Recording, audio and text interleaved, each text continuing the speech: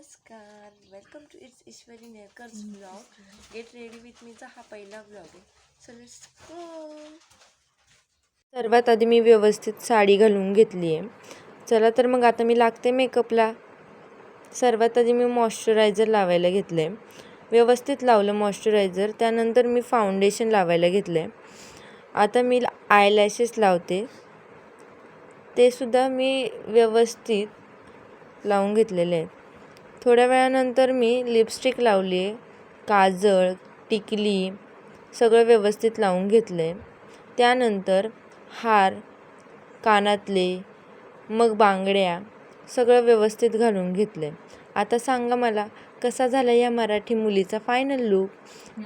Comments करायला विसरू नका. लाईक, शेअर आणि सबस्क्राईब नक्की करा.